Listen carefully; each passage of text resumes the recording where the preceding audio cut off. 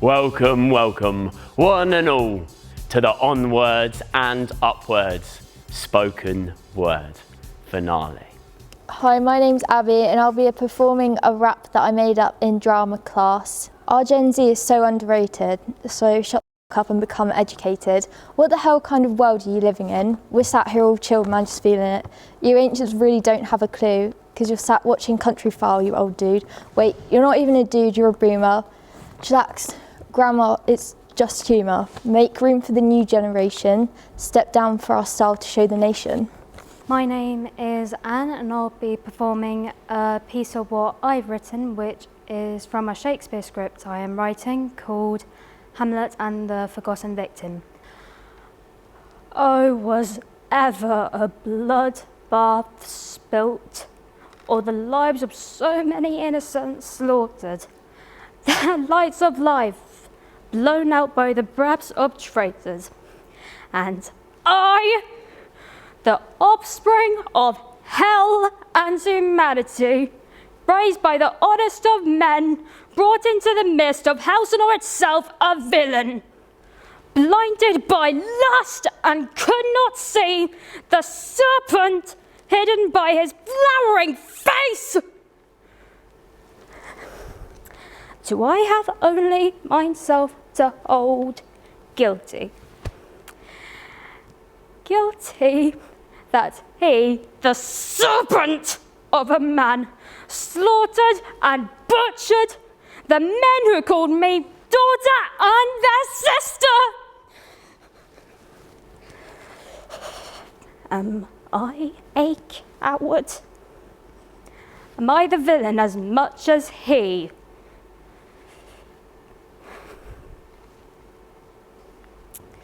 Oh, poor sweet boy that died in mine arms, my brother. Oh, bloody, bawdy villain! Remorseless, treacherous, kindless, this murderous, merciless villain! Oh, vengeance! But I was not stand looking upon the wreckage, smiling, thou damned villain. For the time will come when I will sweep to my revenge and bleed thee dry. Hello, my name is Jacob, this is Freya, and this is Callum, and we're going to be doing an extract from Gavin and Stacey. Oh, hello, Smithy. Oh, bonjour, Miss Amise. Comment allez-vous, je m'appelle Smithers. What's that, French? Your instincts serve you well, Peter. Or, should I say, Pierre. Right, what's all this about then? What's with the lingo? Well, Lucy's pen pal's over from Dordogne. She can't speak a lick of English, so I'm just throwing it in whenever I can. Right. Or in other words, Dawn, quelle est la date de ton anniversaire? Really did that one justice, didn't you? Right, we're getting Indian. What do you fancy? Chicken boona, lamb boona, prawn boona, mushroom rice, bag of chips, keema naan and 9 poppadoms. Right, well, we'll just put it all on the table. No, right. Okay. What is it about a group of people ordering Indian or Chinese or something that is somehow unexpectable to eat your own food that you order yourself? Like, why do we have to... Like, why don't we all just... Because it's nice. Well, no, it's not. Not for me, because I guarantee someone, probably Stacey, will have ordered a korma. Am I wrong? Dawn, am I wrong? No, she did actually. Exactly, right? And to me, a korma is pointless. It's futile. I'm not going to touch it. But I can guarantee you, Pete has been eyeing up my booners. Pete, have you thought about my booners? Well, yeah, probably. Exactly! If you want a booner, order a booner. That's why I've ordered 2 booners. 3, actually. Right, calm down. Well, no, I'm not going to calm down. Like last week, I went for a Chinese with Chinese and his missus, and they're all dipping in mine, going, "Oh, that's really nice." I'm like, "Yes, it is. That's why I ordered it." Forget it. I'll order it myself, and I'll eat it in my car. I'm out. You're going to need these. All right, Gav? Yeah, no, we're just about to order. What do you want? Sagaloo? All right, no problem. I'll have a sagaloo as well, please, Peter. Hi, my name's Neve and I'll be performing a monologue about memories. Memories, where do I start? Our lives are blurry images engraved somewhere within our brains. Fuzzy images of happy times, sad times, embarrassing times, times we wish we could forget. Perhaps like tripping over a chair, or happy memories in the sea, or singing at the top of our voice in a shopping aisle in the middle of the night, or contagious laughter where you feel like you can't breathe. Now let me say off first, I'm in no way an expert in the brain. Apart from it helped me pass my exams and remember irrelevant shit on a random day, but the brain helps us to remember small moments that bring us happiness and shape us as a person. Without memories, what are we? Because life is an experience, and these experiences turn into memories which we cherish over years. So memories are the most important thing you can have in life. Hi, my name's Phoenix. I'm Connor. And I'm Sophie, and we're going to be reading out a piece we've created. Gen Z, where do I begin? Just because we are young doesn't mean we are dumb. We're here for change. Can it be arranged? Now this is where we start our play. You see, Gen Z are misunderstood. You said you'd listen, but you never actually would. Every day the news just tells us something terrible. Older generations find it all unbearable. But for us, these tragedies are so common, the grief we're meant to be feeling has been forgotten. We are more connected than previous generations, but yet we cannot get fuel at our gas stations. We know equality should be the only choice. Sit down, shut up, and listen to our voice. Generation Z are world-changing revolutionaries, though we are a bit obsessed with stationery. Pastel neon rulers and pencils, zigzag bendable designs and stencils. But try being in our shoes. It's not all good news. Your expectations on us are too much to discuss. You might have a few more mental health issues. I'm not quite sure if we'll run out of tissues. If we're honest, we're all a bit messed up. But if we have a problem, we won't just shut up. Our fashion is iconic because you think we're ironic. You want our dreams dead, but now it's us who's getting the bread. We know schooling systems need to be changed. Rip it all up to be rearranged. We use social medias, our elders fear. Our voices are powerful, you're just too scared to hear. Hi, my name's Izzy, and this is a poem I've written called The Power of Words. The power of words is sometimes forgotten, especially when it can matter the most. One word could bring unparalleled joy, yet another could leave us a forsaken ghost. Words should be chosen carefully, not tossed around like some child's toy, because either written or said, it only takes one to destroy. But there is also beauty in words, so much it's hard to believe. They can spin the most tantalizing of tales and provide us with a much-needed reprieve. They can inspire us to keep on pushing and make our hearts swell with love. They indulge our souls and are here to give us an encouraging shove. So if you haven't got anything nice to say, then keep it to yourself, because some people just won't budge.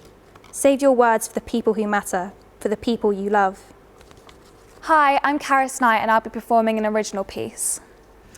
I didn't used to ponder till I got a few years older, all that hate and trauma. I couldn't brush it off my shoulder. When I was 13, I was dodging all these boulders. 14, 15, each breath was getting shorter, yo. Yeah, wish someone would have told her as the looks were getting colder, she just wishes she could hold her. Yeah, she wishes she could hold her. The negativity was strong, played on her mind so long. Wish someone would have told her that she could carry on, yeah, that she could carry on. 'Cause 16 ain't so sweet when you got demons to beat. 17 and counting, yeah, my confidence is mounting, yeah, my confidence is mounting. Darkness ain't in my life, shaking off the pain and strife. Their words so full of venom, I'll use to show and tell them, yeah. We never gotta bow down, gotta swim or we'll drown. Egotists shame us, knock us down and blame us. Jealousy is thinly hidden, we've a freedom they're forbidden, yeah. 'Cause when I look back 15, 16, don't recognise who was existing. The mirror shows a different face and now she's found our own good grace. Hi, my name's Phoenix and I'm here to read on the behalf of my great friend Robin, and this piece is called Parenting. There was a boy at age 4. He knew he was different. He had to pay for his mother's mistake. A parent got bored, so they threw a child away at age 6. At age 7, a girl was taken just because her parents forgot to care. A child kicked out for their love choices at age 14. A girl ran from a man her mother called husband at age 16. However, in a small town, a 17-year-old girl sits with her parents happily playing games. Her parents had the toughest job of a challenge with their child, and yet the child smiles. These parents weren't prepared, and it was an accidental pregnancy, and yet the child has it best. They are poor, yet the child is rich.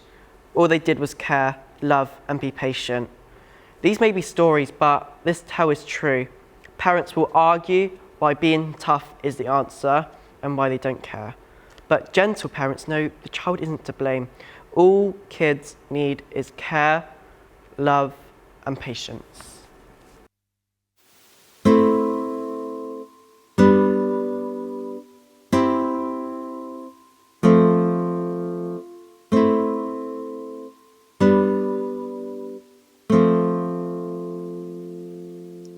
Your sandy hair, your sapphire eyes, your perfect smile is your sweet disguise. Your contagious laugh is my kryptonite. You make me feel warm inside. Your soothing voice, your freckled face could never ever be replaced. When you're in my mind, I'm in a daze. It's hard to say that it's just a phase, 'cause it's you. It's always been you. Don't want it to be true, but without it I feel blue. When we're apart, I feel the pain of a broken heart I can't contain. All the pieces that are on display, I just want the pain to go away. The way you walk so confident, I watch you pass with amazement. You make me feel as if it's the end. I don't wanna be just like a friend, 'cause it's you. Oh my God, it's you. I don't know what to do, but I know I want to. 'Cause you make me feel a certain way. Day after day I can't explain the way I feel. I'm so confused. I just wanna be with you. It will always be you. Kinda want it to be true, and without it I'd feel blue. Yeah, it's you. Oh my God, it's you. I know what I wanna do, but it's hard to be with you.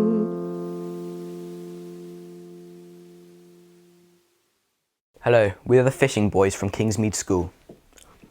Our generation needs to learn to fish because supermarkets are going to abolish. We need to learn to look after ourselves so that we can stock the shelves. We need to learn to hunt so we can socially fight on the battlefront. The ones who rely will die, but the ones who provide will survive. If we find ourselves in this situation, our world will end in devastation. We're not trying to scare you, we're just trying to prepare you. We don't want this to be our reality, otherwise it will end in fatality. So please just prepare yourself, just in case the economy falls. And therefore, we need to strive or we will be deprived by 2045.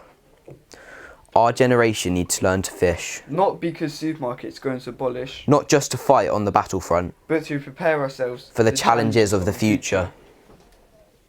Hi, this poem is called It'll All Start Again. Our generation will become more advanced. By the time we're 90, we'll be flying cars. To the stars and back, to the ways we act. To the gadgets we created behind your backs. From the stories we started, right to the end. No matter what happens, it'll all start again. This is our poem called Our Generation. Our generation has run out of foundation. Now awful things are happening in every destination.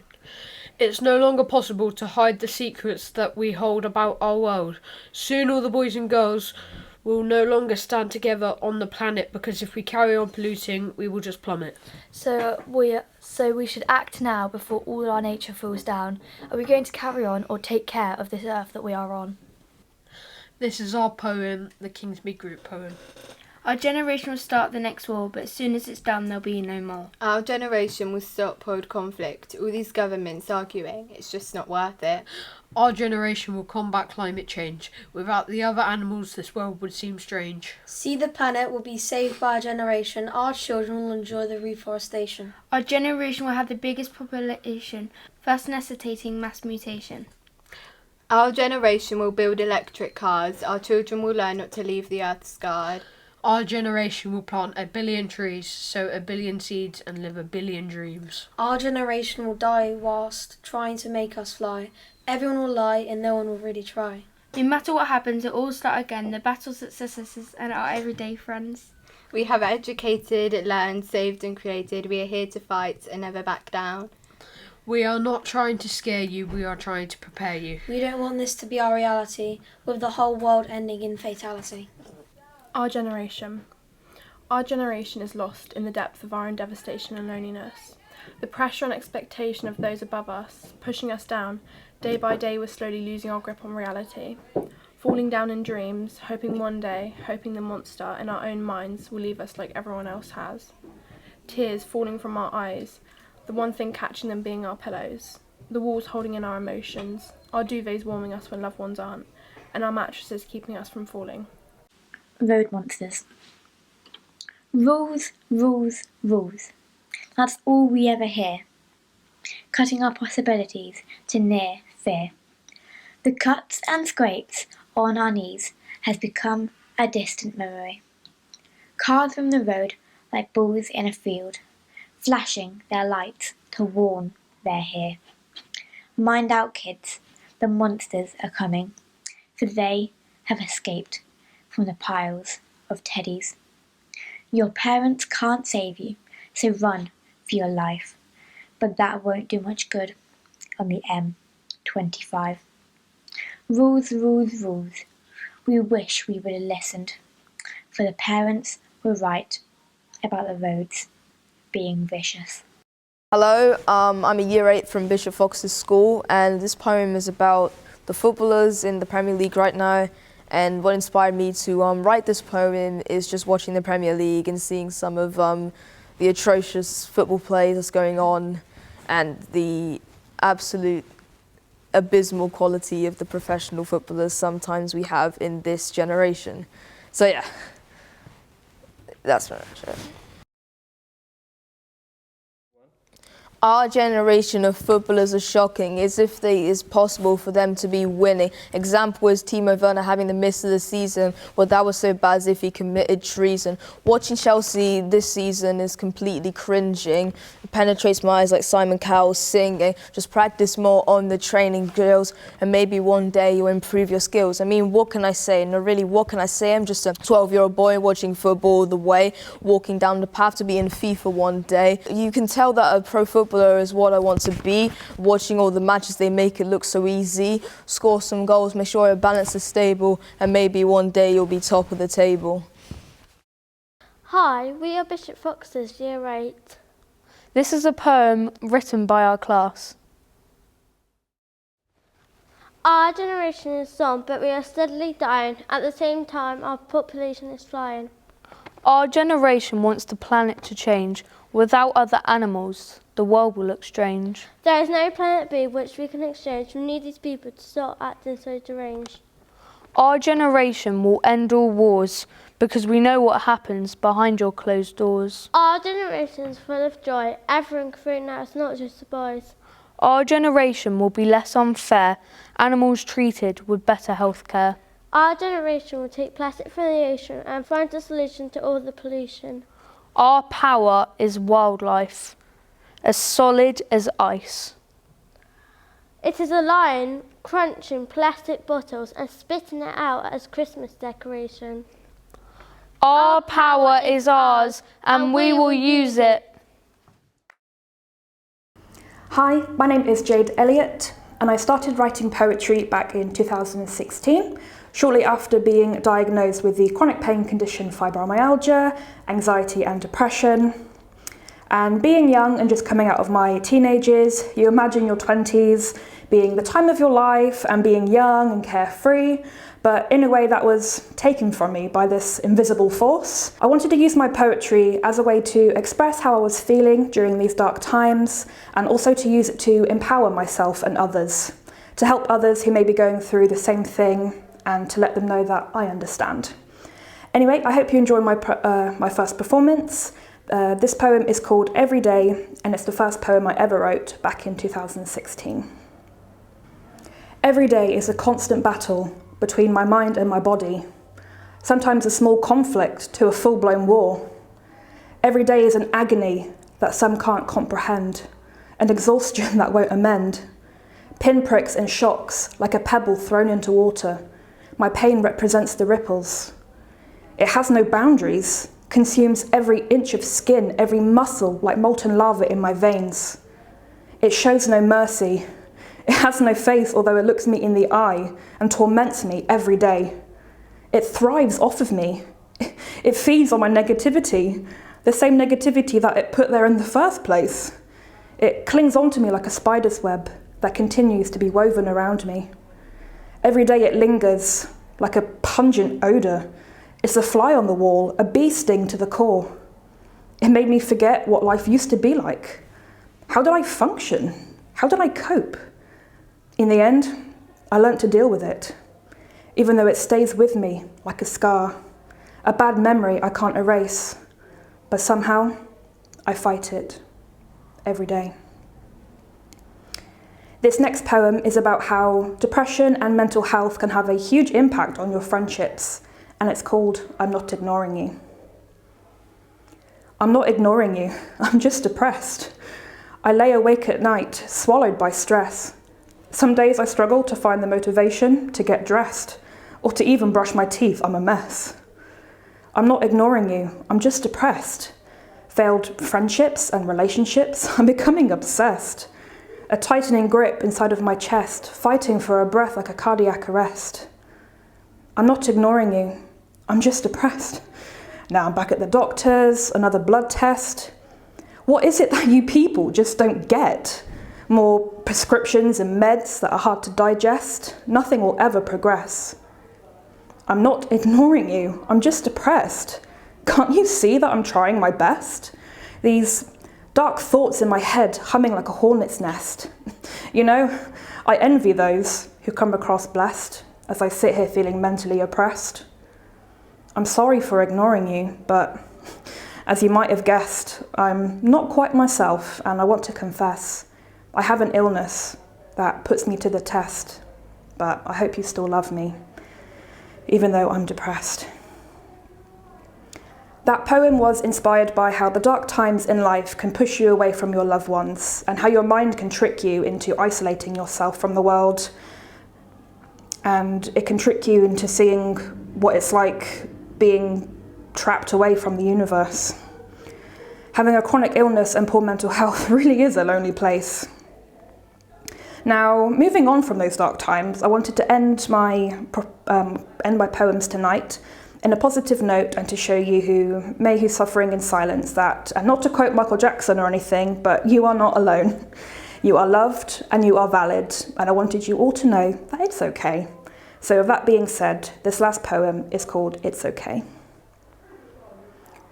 It's okay to feel trapped, to feel plagued, to feel choked, to feel vague. It's okay to feel broken, with words left unspoken, to feel pained. It's okay to feel hurt, to feel defeated, to feel tired and cheated. It's okay to feel insecure, alone and numb like a prisoner, to feel dazed. It's okay to feel like running, like not caring, to feel like not looking back or bearing the burden and emotions that build up inside, to feel pathetic, like others just don't get it, to feel deprived. It's okay to feel crowded, to feel despair, drowning in air that surrounds, crying and being pulled down to be shrouded. It's okay to feel happy once in a while, to feel change, to smile. It's okay to feel hope, to feel control, though the illness takes a toll, to feel pride. It's okay to have a good day, to keep the storm clouds and demons at bay. It's okay to feel invincible, when yesterday it just seemed impossible. To feel loved, to feel accepted, not disconnected or rejected, objected or neglected. To feel brave, and to remember, it's okay. It's okay. Thank you so much for listening to my poems, and I really appreciate it. I'm hoping to bring out a book in June or July next year, so keep an eye out on my social medias. You can find me on Instagram at jellyvlogs. Thank you. Hello, my name's Malaika Gagodi, and I'm going to do a little poetry set for you. I'm going to start with a poem called Blue Mountains. So I started working with a band called Jackabol in 2018, they're amazing musicians. They're a prog folk rock band, and I saw them performing in Bristol, which is where I live, and I just fell in love with them, and now I'm very lucky to call them some of my best friends, and we created a show together called Outlier. It's just been amazing working with them. And this poem, Blue Mountains, is one of the poems that I wrote when I started working with them. Interestingly, it has a line in it which was, or had been, knocking about in my notebook for a really long time, and it wasn't until I met them and started working with them that it found a home. So I usually perform this with music, but today I'm just going to do it spoken word. There's a crack in the sky where the words trickle out and fall into people's lives with them unaware, a ripple of blue nag shampa smoke, your girlfriend's dirty fingernails. Words like tiny changeling seeds, forming roots between the weeds, making those moments we remember like your dad's birthday, 2009, the first one since his death, where we drank thick fortified wine and listened to every mixtape he left behind. Making those moments like when the clouds don't taint a midnight sky, it's cold, it's clear and blue, or clouds in abundance mask the daylight, present a stark white canvas you could paint a day on. I've always wanted to paint the sky, when it's masked white and willing for stories. Perhaps one day I will reach up just high enough to wind the words around my fingers and create something real, create something true, and dash it across the sky, dash it across the blue. I would write myself a love song and remove every pronoun, every speck of my existence, and give it as a gift to myself. When I'm ready, I would paint us all upside down. I'd relish the tragedies that brought us to this place, every bad night that kissed us to sleep, every moon that came too soon, every sun that came too late. All these things float in the air. Can you see them? I think we are both changing, both losing and gaining. We're spilling out onto the pavement that used to be mud, that used to be grass, that used to be home, used to be you, used to be us, used to be true, but that word has changed too. My mouth can't contain it. Truth is a dusty bookshelf and everything hidden behind it, and who are you now with your suited disguise? Who am I now with my buttoned-down alibis? I think maybe I am mythologizing this, mythologizing you now that you are gone, now that you are as airborne as every other thing we lost on our journeys home. So I will settle myself into stillness. I'll look for that crack in the sky where the words tumble out, watch for where they land, and I'll try to make something good out of them for once. I'll try to make something good.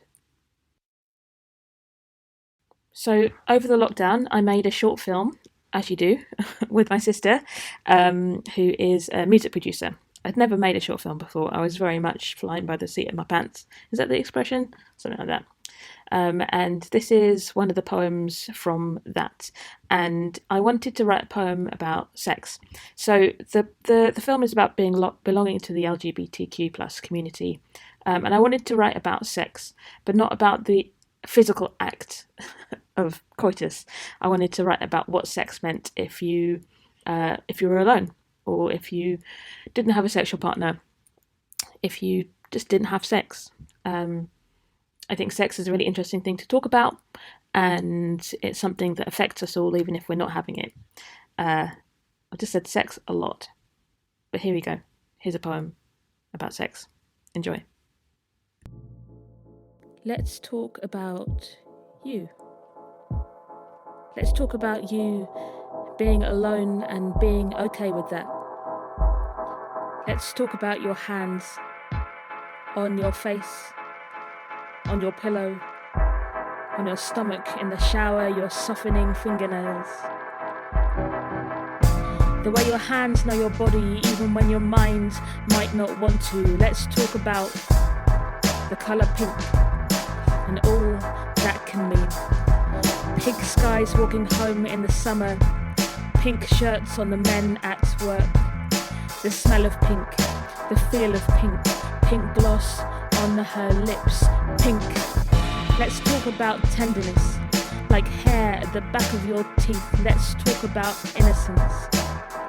Let's talk about stains on your sheets. Let's talk about bad poetry, bad lighting, pressing snooze afternoon. Let's talk about vibes. Let's talk about singing out of tune. Let's talk about Jarman. Let's think about the first girl you kissed. Let's talk about star signs. Let's talk about Montgomery Clift. Let's talk about anger.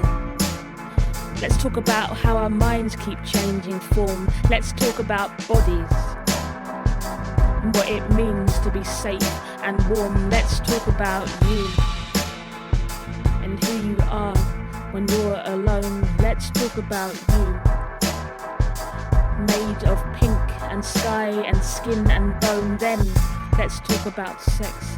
Maybe we'll know what that means someday. Then I'll confide in you my embarrassing crush on Ariana Grande.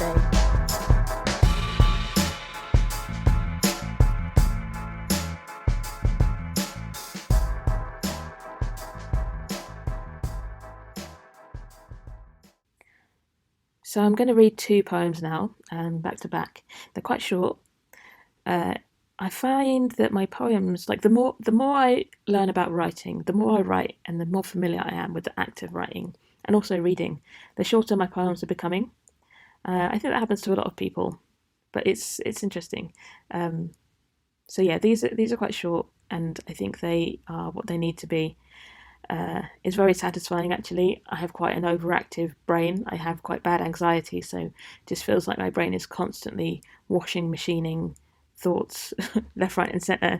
So yeah, these are really new poems.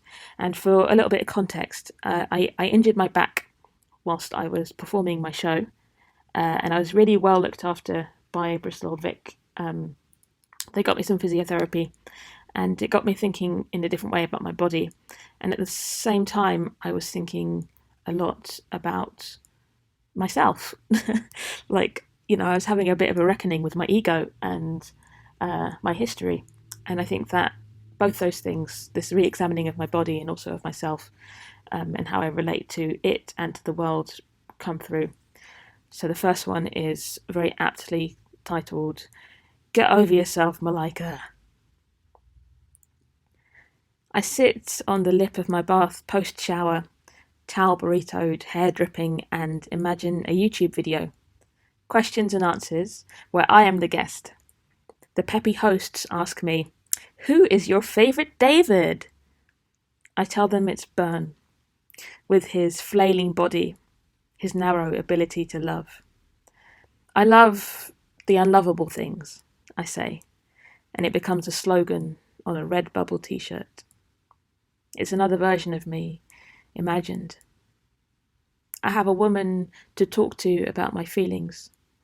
She asks me who I used to be, and I cry by accident. I've started using a menstrual cup. It requires me to feel inside myself for reasons other than pleasure. I spend so long analysing my ageing face, my bigger body, and all this time, this soft certainty has always just been there, doing its thing. The woman I talk to about my feelings asks what I tell my younger self. "You're alive," I say. I know you don't believe it, but you're alive. Garden. I cried when they cut down the hedge. Now the empty space feels concrete, like a privacy screen made of glass. I sit in the garden anyway to read and pretend to myself that I understand why Tom Gunn breaks his lines. In the hug, my favourite, he says, "The full lengths of our bodies pressed, your instep to my heel, my shoulder blades against your chest. So I think about bodies, all them bodies, all the life in them, how I will never get tired of them, how I pushed my calf against the shoulder of a stranger who bent me back like rubber, and how them bodies sometimes become blank space. What happens then to the buzz and the movement and the lives that they held, when all that is left is what used to be solid?" So I'm going to end as I began, with a poem or track that is that was created with Jackable, and this time they're actually in it, so that's nice, isn't it? So these are two tracks actually that were created with Culture Recordings. Culture Recordings made the Poetry Soundscape album, matching together amazing poets with these beautiful soundscapes. And they approached us knowing that we already were working with spoken word and music to be on the album, which was great. Again, I don't think I need to explain these tracks that much. I think they speak for themselves. But I will say that working with Jackable has been one of the ultimate pleasures in my life, one of the best things in my life. And I really hope you like these tracks. And yeah, check out the Culture Recordings website to listen to them more and support poetry, because it needs some supporting. Thank you so much to Jackie for having me. Thank you for listening to this. And yeah, lots of love. Be excellent to each other.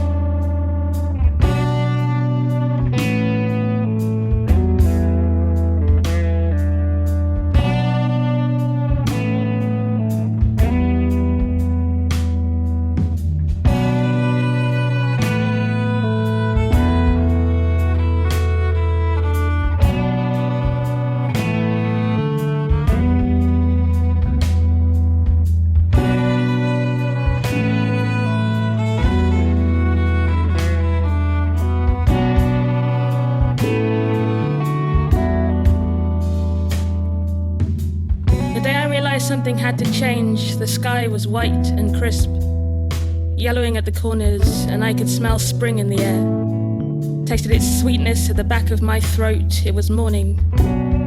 Mornings and I were never familiar. I knew morning at its peak, when the skies turned grey despite me. Slow. Turning of a page, where I'd fall off its precipice unwittingly but not unwillingly, indulging in the silence that a body grants in its grace and its unbeatable desire to stay alive. That morning I had seen the sinews of what makes us up, pressed my mouth to another, felt a chest balloon as though it could float away, and felt a truth breathe its way through the swell to my brain.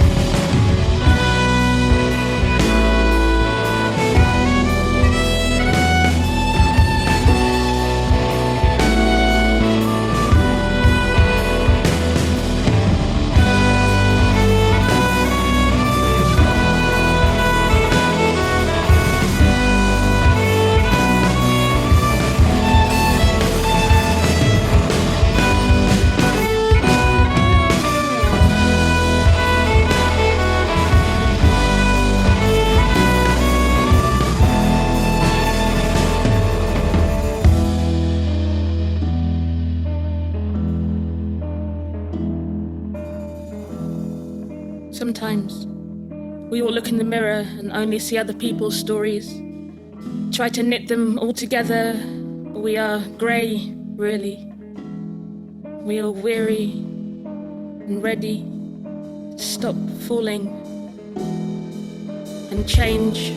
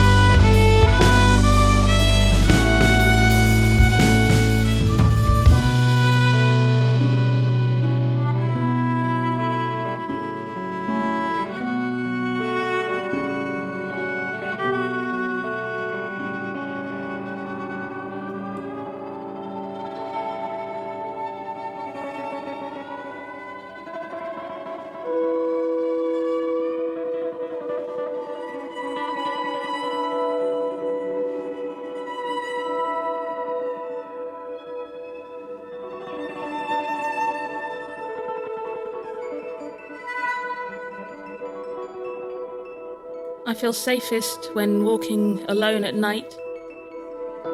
I like it when the slices of a city start to make sense, when your body begins to belong to the tune of footsteps on pavement, when you change without realizing. It's good to change. I never felt safe before. I felt I might rip through myself as though the things I thought and felt but never said were filling an overflowing vat which would corrode or burst and all of me would come rushing out. I had a lover who died from too much of himself. I had a friend who died from not enough. I'm a person I never thought I'd be. And that person is quiet, tired, but tough. I found a home in a city outside of me. I found a home in a silence within. I have a song I'll never learn to sing. But it's okay. I'll just keep on walking.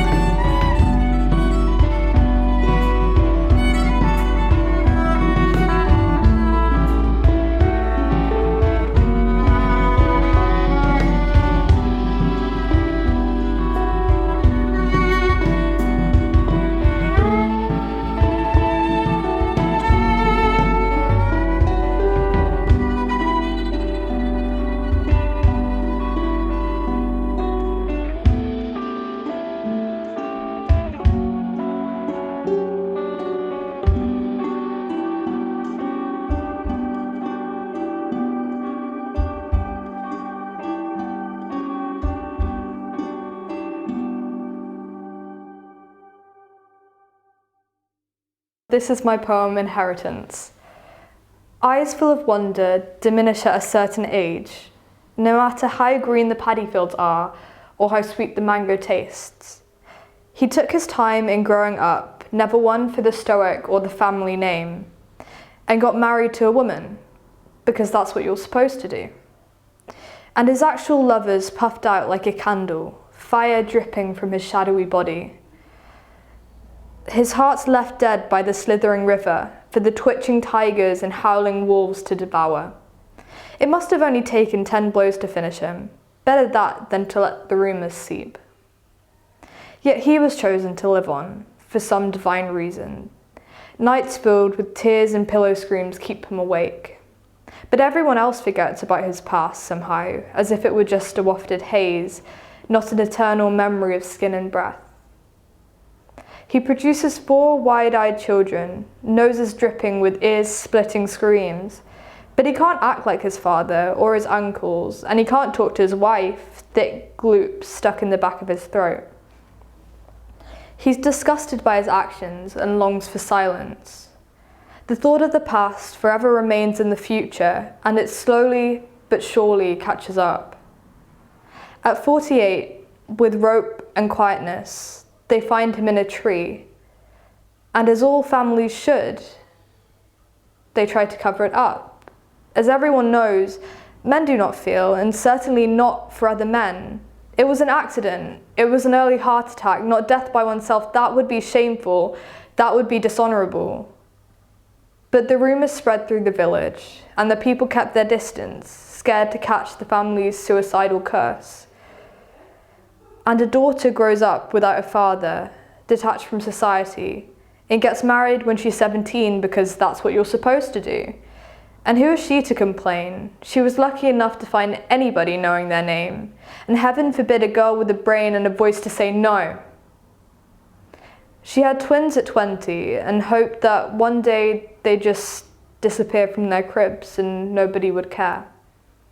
But that's not how you're supposed to feel, she repeated mindlessly over and over in her head.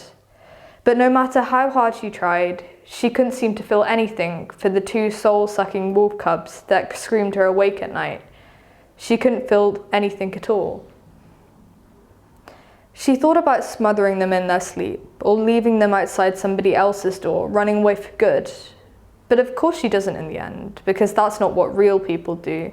So she just deals with it, and doesn't tell anyone how she really feels, because detached mothers are an abomination to human nature. 2 years later, and the children can walk, leaving trails of destruction behind them. Her husband believes in a new and improved life, and decides to take that big English leap. Nothing bad could ever happen with that polite English etiquette and that polite Queen's English speech. He said he'd bring her and their child once he was all settled down, but heaven knows how long that would be. So she's left alone with 2 waddling parrots and the crumb checks he sends back every month. 3 years pass and the forms take another, and she and her child are wrapped up in blankets in a 1-bedroom apartment in England. She forgot what he looked like in the time being, and stared at photos and reflections just to pass the time. Now they can barely communicate, and he's always working anyway, so she stays secluded and just learns to fade out. The kids go to school and can barely speak English, but somehow they learn it nonetheless.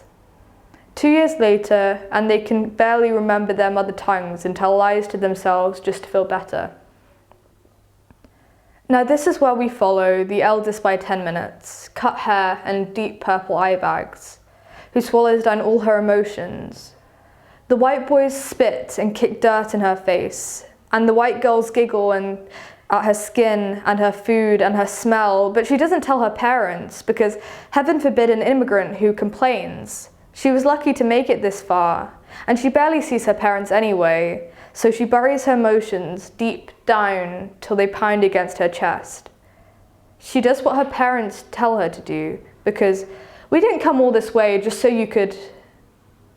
And she's stuck in a profession she hates for the next 40 years, and she marries a man who she begins to despise because that's what you're supposed to do, and she yells at her kids because how else is she supposed to get it all out? My parents and I didn't come all this way just so you could pass a test. Look at your cousins and look at your friends. You're so lucky to be here. When I was your age, I had to. And the cycle continues forever. But one day, her daughter sits her down and tries her best not to cry.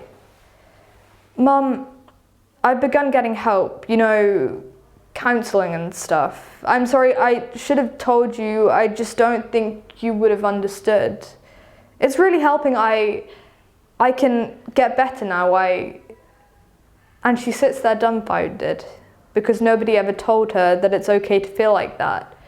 Nobody ever said, "Mum, I think you should get some help too." Thank you. Hi everyone, my name's Maya. I'm going to read a couple of poems for you today. The first one is called Child of the Galaxy. Right now, you're matter within me. Atoms collide in a symphony of life, stardust. Child of the galaxy, divine in your creation, untainted by this world. And I am wondering of your future, of how you might inhabit this earth, of your love, be they music or words, your eyes, the hazel of mine or the blue of his, your smile, stretched as wide as the sky, the stars align with your dimples. On your own adventure, with me as your guiding explorer, I'd light your way down dark paths, watch you bloom into the butterfly you are. But I'm sorry, for these possibilities will never be. Please know I would have loved you unconditionally. This is not a reflection on you. I am just not ready. Until then, I'll say goodbye to what you could have been. Turn your atoms back to stardust. Child of the galaxy. And this next one I'm going to do is called My One. You are everything. The hug when I need one, the shoulder to cry on. The trees dapple your skin as we swim, naked under the sun, cooling off from the treacherous path you took us on. Tear-soaked cheeks, jaw aches from the laughter you create. We create when together. My one for adventurous fun or a home-cooked meal when we both need one. Bickering over what goes in the lasagna, both as stubborn as each other, but we make it work. I roll, you cook, harmony restored. I ask for your help to pick a film. You say, that's your role, you always do so well. Begrudgingly, I scroll through every streaming site, until eventually I find something we both might like. Blanket draped over us, legs outstretched, hazy room, smoke clings, red eyes and munchies and movies and laughter. My authentic self comes out. In the heat of Sahara tents, front left, hip shake, energy vibrates. You sing to me the melody, dancing as one in unity. You whisper, adventure, and it's our time to move on.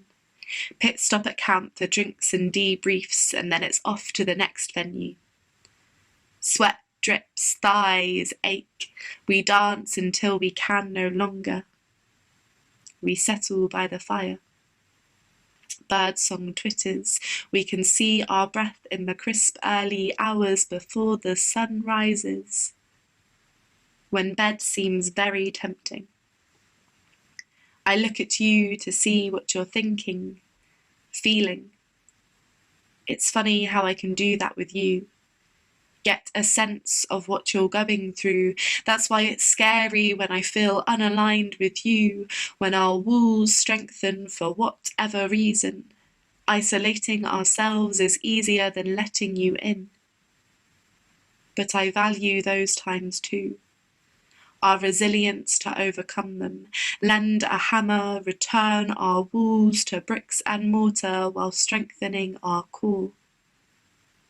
The foundations for which our friendship is based on, mutual love, trust, and adoration.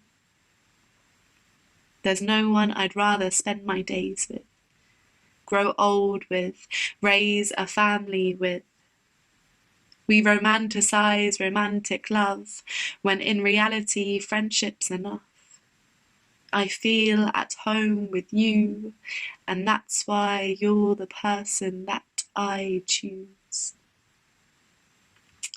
That one was about my best friend Gemma, so I'm going to dedicate that one to her. Thank you for listening. Hello, my name's Skybinding. I have 2 poems to read for you tonight. Without further ado, this first poem is called Hades. If I could hold reality betwixt my fingers, and with a trembling sweetness could look therein, scorched earth below, dry fissures that erupt with steam, wrapped around a universe, unrelenting iridescence that focuses our dreams. High above the clawed reach of this lower realm, eloquence is hypothesized in slow, languished days. Olympus is floating, held up with webs. Their contraptions spin with cold, crooked staves. When the machines too long past working die, we are mere mortals crushed into our graves. Ash-dusted knuckles of dull, twisted metal cry solemn reverie below the creaking frames.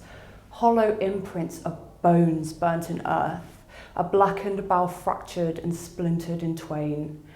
Under the weight of consciousness seeking, never to grow to the stars that it craves. Thank you very much. I'll just jump right into the next one. This one is called The Song, and it's one of my favourites. A second of clarity, still.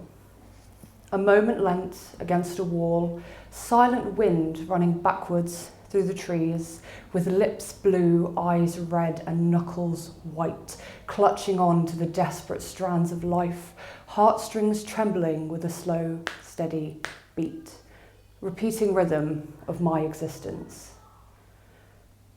Everything that was and ever will be, the structure of reality, strings played until the point of fray, twisted into DNA, roped into a tightened noose, a mirror of its own abuse.